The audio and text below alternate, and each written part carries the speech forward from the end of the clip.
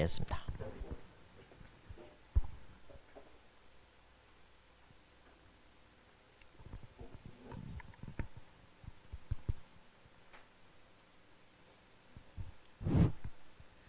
네, 오늘은 기독교적 고전 교육에 대해서 좀 이제 시리즈로 하려고 하는데 첫 번째 시간으로 준비했습니다. 여기 보시면은 이미지가 흐릿하게 보이는데 우측에 해가 있거든요. 그 해는 이제 진리예요. 근데 그 진리를 어떻게 알아가느냐? 나무가 뿌리에서 또 줄기로 이파리로 이렇게 퍼져 나가듯이 이제 세 단계로 이제 배울 수 있다라는 게 이제 기본 큰 틀입니다. 제가 이 책을 이제 하게 된 이유가 지난주에 목사님이 구체적으로 해야 된다 하셔가지고 이 한 권을 조금 구체적으로 하면서 이제 우리 마하나인 교회 성도님뿐만 아니라 또 이제 유튜브 보시는 분들까지 고려해서 또 후대를 위해서 좀 정리를 해놔야겠다 생각을 해서 이제 요거를 좀 몇 주에 걸쳐서 조금 하고자 합니다. 이 책은 그 하비 블루던, 로리 블루던 이제 부부예요. 이 부부가 쓴 책인데 이 부부가 5자녀를 홈스쿨링으로 이제 교육을 했어요. 그래서 이제 자기네들이 그 5명을 키우면서 얻어낸 어떤 그런 노하우들을 정리해서 이렇게 책으로 남겼는데 이분들이 이제 그렇게 하고 나니까 그 홈스쿨링 무슨 컨벤션 이런 집회 이런 데서 이제 와가지고 좀 강의를 해달라. 그래서 이제 라틴어, 헬라어, 논리학 이런 것들을 이제 가르쳤고요. 이제 자기네들이 그걸 가지고 미국 44개 주에서 이제 그 쓸 수 있는 어떤 세미나를 진행하고 또 책을 내고 이제 이렇게 했다고 합니다. 저게 우측에 있는 저 컬러풀한 책이 이제 그 미국에서 낸 책인 것 같고요. 이제 우리나라에서는 저렇게 검정색으로 이렇게 나왔습니다. 이 책의 어떤 그 추천사를 여러분들이 써주셨는데 그 중에 한 분이 쓰신 게 조금 조금 이제 의미가 있어서 제가 좀 가지고 왔는데요. 고신대 전 총장님이셨다고 하고요. 전광식 교수님인 분인데 목사님이시고 이분이 이런 추천사 앞부분에 이런 얘기를 해요. 다윈, 포에르바, 마르크스, 쇼펜하우어, 니체 등 학문과 사상에서 하나님을 몰아내려는 이런 주장들이 판을 치고 있는 시대다. 근데 이런 시대에 하나님의 자녀들이 하나님의 형상을 잃어버리고 비인간화 그리고 야만화된 그런 이제 시대 속에서 우리 정체성을 다시 회복해야 된다. 이제 그거를 위해서 이 두 부부가 이제 이런 쓴 책인데 요거는 이제 홈스쿨링을 생각하는 부부들에게는 이 꼭 책 한번 읽어봐라 이렇게 좀 얘기를 하고 있습니다. 이 두 부부가 현대교육에 대한 어떤 문제점들을 쭉 제시를 하고 있어요. 그 중에서 여러 가지가 있었는데 제가 크게 2가지 정도로만 추려봤는데 첫 번째는 그 현대교육, 지금 우리가 일반 학교에서 배우는 공교육을 얘기를 하고 있는 거고요. 공교육에서 가장 큰 문제점이 뭐냐면 너무 많은 과목을 배우고 있다. 너무 많은 과목을 배우다 보니까 애들이 스스로 학습을 할 수 없는 거예요. 이게 무슨 말이냐면은 지금 애들이 배우는 게 학교에서 배우는 그 것들이 백과사전식 학습이라는 거예요. 그래서 12년 동안 배워야 될 책들을 12권의 책으로 만들어서 1년에 한 권씩 배우게 만든다. 그러다 보니까 애들이 이 너무 많은 내용을 배워야 되니까 그냥 획일화된 주입식 교육으로밖에 받을 수가 없는 거죠. 그래서 얘가 어떤 책의 내용을 배우고 이해하고 어떤 추리하고 논리적으로 사고하고 이렇게 할 수 있는 훈련을 할 수 있는 시간 자체가 없다. 그래서 평생을 배우는 노예가 된다. 이렇게 얘기를 하고 있습니다. 근데 이제 반면에 고대 교육을 받았던 고대 학생들은 학습하는 방법을 배웠다는 거예요. 백과사전식 내용을 배운 게 아니라 학습하는 방법을 배우고 그 방법 기술을 익힌 다음에 그걸 어떻게 활용하는지를 배웠다는 거죠. 그래서 평생 스스로 학습할 수 있게. 그런데 현대는 평생 남에게 배워야 되는 이렇게 이제 차이가 있다. 그리고 두 번째로 조금 좀 중요하게 봐야 될 부분은 그 학습의 권한이 이제 부모가 아니라 학교로 그 국가에서 운영하는 그 국가 교육기관으로 이제 넘어가게 되면서 아이들이 그때 받아야 될 교육들을 제대로 못 받고 받아야 될 훈련을 못 받고 있다라는 거죠. 대표적인 게 스스로 사고하는 기술을 훈련받지 못한다. 가정에서 이제 집중 케어를 받으면서 훈련이 돼야 되는데 그게 안 된다는 거죠. 학교를 가면은 선생님 한 분이 막 여러 명을 가르쳐야 되니까 집중적으로 훈련을 시킬 수가 없잖아요. 그래서 이제 부모의 권위가 떨어졌다는 거예요. 그리고 대신에 그 또래 친구들 그리고 교사의 권위가 올라갔다. 근데 이렇게 된 그 배경이 뭐냐면은 사회주의 그 심리학자 그리고 이제 교육학자들의 어떤 생각, 그 생각이 뭐냐면 가족을 해체해야 된다. 왜냐면 그 사회주의 목적을 실현하려면은 이 가정이 해체돼야 되거든요. 그래서 그 가정을 그 부모의 권위를 떨어뜨리면서 가족을 해체시키고 그걸 통해서 어떻게 하냐면은 사회주의, 뭐 환경보호주의, 여성해방주의, 다문화주의, 진화론 등 이제 그 사회주의 학자들이 강조한 어떤 그런 사상의 뒷배경들을 이해할 수 없도록 논리를 이제 분석하고 비판할 수 없도록 이렇게 만들었다. 그래서 결국은 사고하는 기술을 전혀 배우지 못하고 사고할 수 없는 기술을 배우는 꼴이 되었다. 약간 이런 식으로 얘기를 하고 있습니다. 그리고 뭐 이거 외에도 뭐 여러 가지 많은 문제점들이 있어요. 그래서 이분들이 얘기하는 이 두 부부가 얘기하는 거는 고전교육을 해야 된다. 근데 기독교적 고전교육을 얘기를 하는데 그럼 일반적으로 이제 고전교육 해야 됩니다라고 얘기하면은 사람들은 어떻게 보냐면 그 아테네인들, 고대 아테네인들이 받았던 그 교육을 굉장히 중요하게 생각한대요. 그래서 이제 뭐 호모, 플라톤, 시저, 키케로 뭐 이런 등등. 네, 근데 이분들이 얘기하는 건 이거는 인본주의적 고전교육이다라고 얘기를 하고 있어요. 그래서 이제 고대 우리 그 성경에도 아테네 그 전도 나가서 막 그 변론하고 막 하잖아요. 이제 그 당시에는 그리스 로마의 인본주의 철학 이 문화들이 엄청 이제 성행을 한 거죠. 근데 그게 다시 이제 부활했던 게 르네상스 시대 때, 중세 시대 때 그랬는데 사람들의 어떤 생각이나 철학이나 문화가 맨 굉장히 발달은 했지만 그리스도와 방향이 절대 전혀 맞지 않는 쪽으로 우리를 이끌어 갔다라고 얘기를 하고 있습니다. 그러면서 이제 이 부부가 강조하는 거는 성경주의적, 기독교적 고전교육을 해야 된다. 그래서 성경에서 말하는 무지가 뭐냐? 멍청한 게 아니고요. 하나님을 모르는 것, 하나님을 알지 못하게 하는 그게 가장 무지다 라고 얘기를 합니다. 그래서 하나님을 모르는 것은 곧 하나님을 부인하는 것과 같다. 모른다고 그냥 중립이 아니고요. 그냥 부인하는 거예요. 모르는 것 자체가 부인하는 거고 이거는 가장 최고의 무지다. 그래서 이런 재밌는 말들요. 무지를 창조한다라고 얘기를 해요. 그래서 이거에 대한 대안으로 성경 중심적 이런 고전교육, 기독교적 고전교육을 해야 된다라고 얘기하고 있습니다. 그러면서 이제 저자가 이 고전교육에 대해서 다시 조금 정리를 해주고 있는데 그 그리스 로마 시대 때 했던 그 삼학과라는 그 교육 방식이 있어요. 근데 이분들은 이게 원래 히브리인들이 썼다라고 얘기를 해요. 원래 성경에서 나온 거고 기독교인들이 썼던 것이다. 근데 이제 그게 빼앗겼다라고 얘기를 하는데 우선 그럼 삼학과가 뭐냐? 이제 트리비움이라고도 표현을 하는데 세 갈래의 길이에요. 이 라틴어로 표현하면.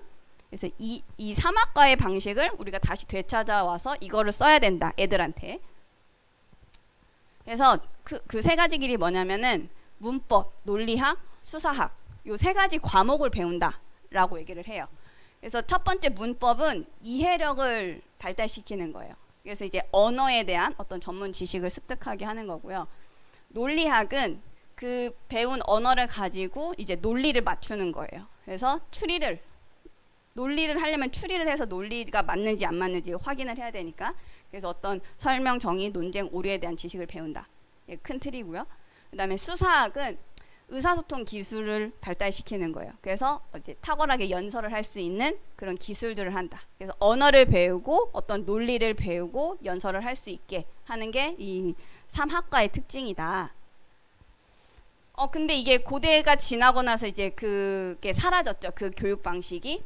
근데 1947년에 도로시 세이어즈라는 이제 교육학자가 옥스퍼드 대학에다 논문을 하나 썼어요. 잃어버린 배움의 도구들이라는 제목의 논문인데 사람들이 왜 이렇게 이 문화가 왜 이렇게 지적으로 무기력해졌느냐. 이 도구를 잃어버렸다. 배움의 도구를 잃어버렸다. 그래서 그거를 회복해야 된다 하면서 그 고대 그 삼학과를 이제 다시 대두시켰어요. 그래서 이게 이제 홈스쿨링 이쪽 분야에서 굉장히 이제 대두가 됩니다. 그래서 이제 앞에 이제 사막가는 앞에서 말한 그 고대 사막가고요. 그거를 이제 도로시 세이어즈는 아동 교육의 어떤 발달 단계, 아동 발달 단계에 맞춰서 다시 조금 자기만의 단어로 말을 했어요. 그래서 3단계를 뭐라고 했냐면 앵무새 단계, 건방진 단계, 시인의 단계라고 표현을 했는데, 문법은 아까 기초적인 언어 지식을 배우는 거잖아요. 그냥 앵무새 단계는 애들이 그냥 그걸 따라한다 이거예요. 애들은 그냥 이제 부모가 하는 거 따라하고 교사가 하는 거 그냥 따라한다는 거예요. 그래서 스펀지처럼 그 정보를 흡수한다. 그때 시켜야 될 것. 그래서 기초적인 어떤 사실, 법칙. 그리고 두 번째 단계 넘어가면은 애들이 이제 질문을 한다는 거예요. 그래서 그 건방진다는 거는 이제 호기심이 있으니까 애들은 왜 이거 이렇게 해요? 왜 저렇게 해요? 이렇게 이제 그게 약간 건방져 보일 수는 있지만 애들은 그 단계다. 그럼 그때는 뭘 해야 되냐? 어떤 사실과 법칙을 배웠다면 그것들의 관계를 이해시켜야 된다. 그 단계 때는.